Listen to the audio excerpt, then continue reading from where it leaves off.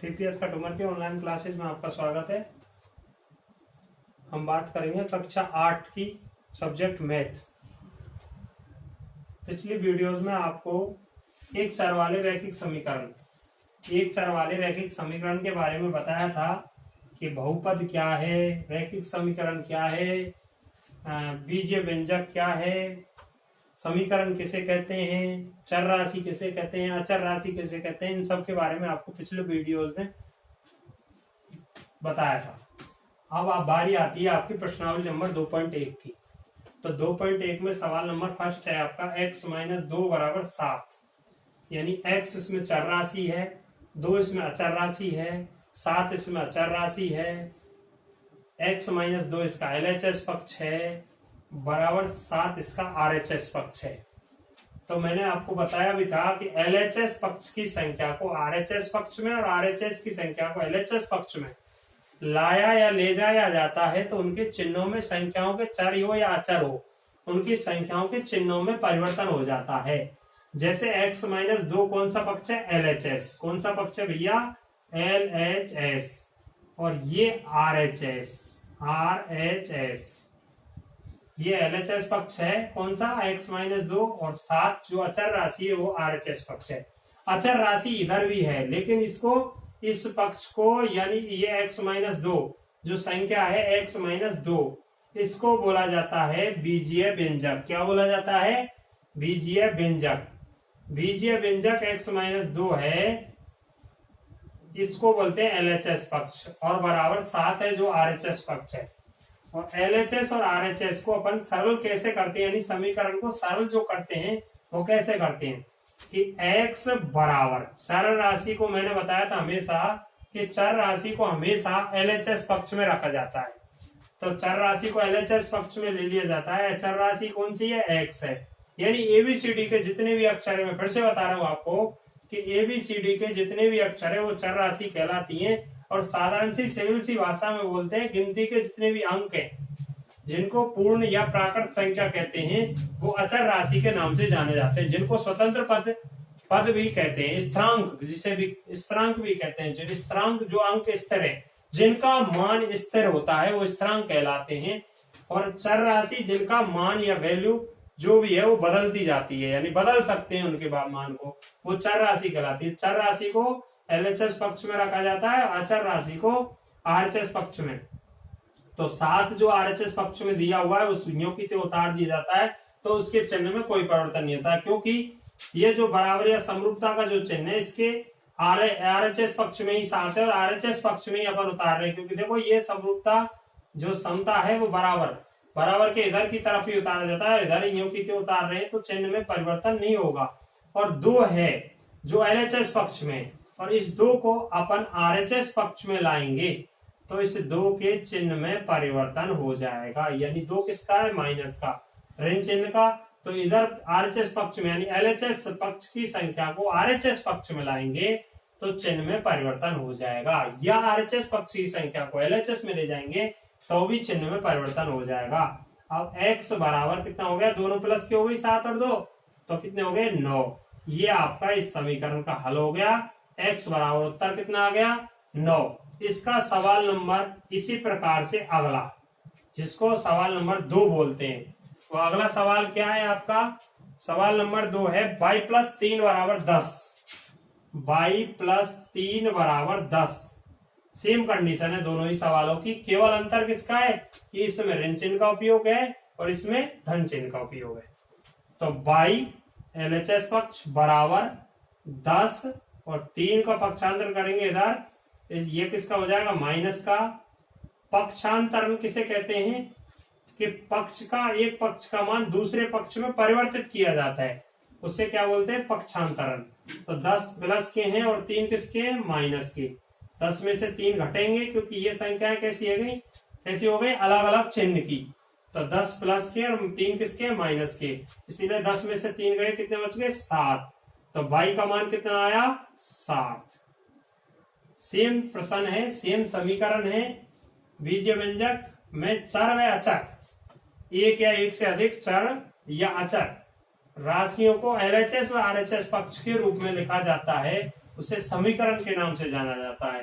तो सवाल नंबर पहला और दूसरा, सवाल नंबर पहला x माइनस 2 बराबर 7, इसमें x बराबर 7 आरएचएस पक्ष में, आरएचएस में उतारा अपन ने, तो आरएचएस पक्ष में चिन्ह में परिवर्तन नहीं होगा। आरएचएस के को आरएचएस पक्ष में उतारेंगे, यानी जिस पक्ष की संख्या को उसी पक्ष में उतारेंगे तो चिन्ह में परिवर्तन नहीं होगा। और उस एलएचएस पक्ष की संख्या को आरएचएस में और आरएचएस पक्ष की संख्या को एलएचएस में ले जाया जाएगा, यानी पक्ष बदला जाएगा तो चिन्हों में परिवर्तन होगा। ये याद रखना है कि एलएचएस पक्ष यानी एक पक्ष की संख्या को दूसरे पक्ष में और दूसरे पक्ष की संख्या को दूसरे पक्ष में बदला जाएगा तो चिन्हों में परिवर्तन हो जाएगा। अब आपका आता है सवाल नंबर 3। तीसरा सवाल है 6 बराबर z+2। अब देखिए मैंने बताया था कि एलएचएस पक्ष में, कौन से पक्ष में, एलएचएस पक्ष में चर राशि होती है, लेकिन यहाँ पे किस पक्ष में दे रखी है आपको, आरएचएस पक्ष में, और आरएचएस पक्ष में चर राशि का स्थान नहीं होता है। लेकिन अपन क्या करते हैं फिर इसका, कि पूरे पक्ष को, एलएचएस पक्ष को आरएचएस और आरएचएस पक्ष को एलएचएस में परिवर्तित करते हैं कि z+2 बराबर 6। ठीक है, यानी ये एलएचएस पक्ष जो इधर बदल दिया और आरएचएस पक्ष जो इधर बदल दिया। अगर पूरे को पूरे पक्ष को उठा करके बदला जाता है तो उसके चिन्हों में कोई परिवर्तन नहीं होता है। इसीलिए z बराबर 6 आरएचएस में, 6 आरएचएस में ही रख दिया और 2 एलएचएस में, इसको आरएचएस में ले जाएंगे तो माइनस के, z बराबर कितना बचा, 6 प्लस के और माइनस के 2 है 4। ये आपका सवाल हो गया। यानी ये किस प्रकार का सवाल है कि इसमें स्वतंत्र पद अंक, जिसको अचर राशि बोला जाता है, वो एलएचएस पक्ष में है, और z+2 यानी चर और अचर का योग वो आरएचएस पक्ष में। तो आरएचएस को एलएचएस में और एलएचएस को आरएचएस में बदल देते हैं, यानी पूरे के पूरे पक्ष को इधर से उधर, उधर से इधर उठा के रखा जाता है तो उनके चिन्हों में कोई परिवर्तन नहीं होता है। और अगर एलएचएस पक्ष की संख्या को आरएचएस में और आरएचएस पक्ष की संख्या को एलएचएस में परिवर्तित किया जाता है तो उसके चिन्हों में परिवर्तन हो जाता है। प्रश्न नंबर 4 की बारी आती है आपकी। अब प्रश्न संख्या जो 4 है वो आपका इन तीनों सवालों से, प्रथम सवाल, द्वितीय सवाल और तृतीय सवाल, तीनों सवालों से भिन्नात्मक सवाल है। सवाल है आपका 3/7 प्लस x बराबर 3/7 प्लस x बराबर 17/7। अब इन सवालों में अपन दो प्रकार से करते हैं इन सवालों को। नंबर 1 है, इधर देखिए आप 3/7 प्लस x बराबर 17/7, यानी मैंने बताया था चर राशियों को एलएचएस पक्ष में, अचर राशियों को आरएचएस पक्ष में चेंज किया जाता है। तो इस सवाल को कैसे किया जाता है, 17/7 और ये 3/7 एलएचएस पक्ष में है, इसको आरएचएस पक्ष में परिवर्तित किया जाएगा तो -3/7, क्योंकि इधर किसकी है, प्लस की। जिस संख्या के सामने कोई चिन्ह नहीं होता है, जैसे 3/7 उदाहरण आपके सामने है 3/7, इस संख्या के सामने कोई भी चिन्ह नहीं है तो इसको किसकी माना जाता है, प्लस की। किसकी माना जाता है, प्लस की। तो x बराबर 17/7, 3/7 इधर परिवर्तित किया, माइनस के हो गए। x बराबर इनका लघुत्तम लेते हैं, कितना आया 7, 7 का भाग 7 एलसीएम में, प्रथम संख्या के हर का भाग एलसीएम में लघुत्तम जिसको बोला जाता है, 7 का भाग एलसीएम में दिया कितने बार, एक बार, 1 का गुना 17 से 7, माइनस मध्यस्थ जो चिन्ह है वही चिन्ह रखना है, 7 का भाग फिर एलसीएम में, दूसरी संख्या के हर का भाग एलसीएम में, 7 का भाग 7 में एक बार, 1 का गुना 3 से करो 3। x बराबर कितना बचा, 17 प्लस के और 3 माइनस के, तो 17 में थे माइनस प्लस के 17 में से माइनस के 3 गए तो 14 बटे में 7। x बराबर 7 दूनी 14, कितना आ गया 2। इसका क्या आ गया आंसर, x का मान, यानी 3/7 प्लस x बराबर 17/7 समीकरण का हल कितना आया 2।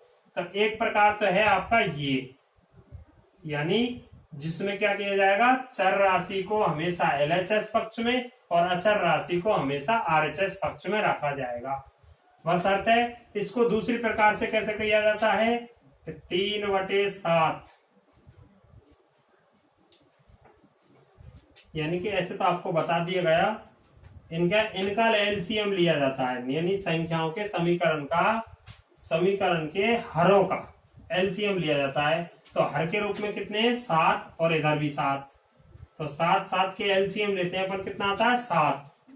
एलसीएम 7 से समीकरण के प्रत्येक पद का गुना करने पर, तो 3/7 इंटू 7 प्लस x इंटू 7 बराबर 17/7 इंटू 7। यानी इसका पहला पक्ष है 3/7 गुना 7 से, दूसरा पद है प्लस x, तो प्लस x गुना 7 बराबर 17/7 गुना 7। यानी पद इसमें समीकरण कितने? 3, 1, 2 और 3। तीनों पदों में 7 का गुना करेंगे। 7 से 7 खत्म, इधर कितना बच गया? 3 प्लस x इंटू 7 करेंगे 7x बराबर 7 से 7 खत्म, कितना बच गया? 17। 7x बराबर 17 माइनस 3, यानी 3 इधर पक्षांतर किया, किसका हो गया? माइनस का। तो 7x बराबर कितना आया? 14, और x बराबर 14/2 सॉरी 7। 7 से 14 2 बार, तो x बराबर कितना आ गया? 2। यानी सवाल को किसी भी प्रकार से कीजिए आप, या तो इस तरीके से करो या फिर इस तरीके से करो। सवालों का दोनों का उत्तर 1, 2, इधर भी 2। ये 2 प्रकार के सवाल हो गए आपके। नंबर 1 x-2 बराबर 7 यानी साधारण समीकरण है। नंबर 2 6 बराबर z+2 यानी इसमें चर राशि एलएचएस पक्ष में, इसमें चर राशि आरएचएस पक्ष में। नंबर 2 और नंबर 3 प्रकार का सवाल है जो आपका ये है 3/7 प्लस x बराबर 17/7, यानी इन्हें समीकरण के बटे में हर की संख्या है, यानी भिन्न बन जाती है। और भिन्न वाले समीकरण 3/7 प्लस x प्लस 17 बराबर 17/7। तो एक नंबर सवाल हो गए, 1 नंबर, 2 और 3 प्रकार के सवाल आपके इस समीकरण में हो गए। अगला सवाल नंबर 5। तो देखिए सवाल नंबर 5, उन सवालों से तीनों प्रकार के सवाल आपको कराए थे, उन सवालों से अलग, यानी 6x बराबर 12, यानी चर राशि का गुणांक 6 है। क्या है? चर राशि का गुणांक 6 है, यानी इसमें चर राशि और अचर राशियों का गुणा, जो गुणा करने पर जो फल प्राप्त होता है उसको बोला जाता है गुणनफल। तो 6x बराबर 12। इसको कैसे हल किया जाता है? मैंने बताया था आपको कि चर राशि बीजीय व्यंजक वाले सवालों में हमेशा गुना वाली संख्या को बराबर चिन्ह के इस तरफ एलएचएस पक्ष की तरफ भाग के रूप में लिया जाता है, और प्लस माइनस को, यानी प्लस को माइनस में और माइनस को प्लस में, और भाग को किस में बदला जाता है? गुना में। तो यहां देखिए x बराबर 12/6, तो 6 दूनी 12, x बराबर कितना आ गया? 2। ये सवाल आपका सरल हो गया। अब बारी आती है सवाल नंबर 6 की। तो इसमें आपने सवाल पढ़े पिछले 1 से 4 तक सवालों में 3 प्रकार के, ये है चौथा प्रकार और ये है 5वां प्रकार। सवाल नंबर 6 देखोगे आप, t/5 बराबर 10, t/5 बराबर 10। ऐसे सवालों में अपन क्या करेंगे जिसमें एक पक्ष भिन्न के रूप में और दूसरा पक्ष साधारण दे रखा है, केवल उसमें पद एक एक है, उधर भी एक पद है और इधर भी एक पद है, दोनों पक्षों में एक एक पद है। तो आपको जिस संख्या के बटे में कोई संख्या नहीं है उसके बटे में 1 रख लीजिए, यदि बटे में है तो कुछ रखना नहीं है, और बटे में नहीं है तो आपको क्या करना है? इनका वज्र गुना करने पर, अब वज्र गुना करेंगे t इंटू 1 बराबर 10 इंटू 5। ये कैसे किया? यानी तिरछा गुना, ऐसे और ऐसे, t का गुना 1 से और 5 का गुना 10 से। t बराबर t इंटू 1 करेंगे, t बराबर 10 पंजे 50, ये 50 इसका क्या आ गया? t का मान। तो ये 2 प्रकार के सवाल ये हो गए, और 1 से 4 तक 3 प्रकार, 3 और 2 5 प्रकार के सवाल हो गए आपके। 5 प्रकार के सवालों के माध्यम से आप प्रश्नावली में आपके में टोटल सवाल है 2.1 में 12, और 12 सवालों को आप कर सकते हो।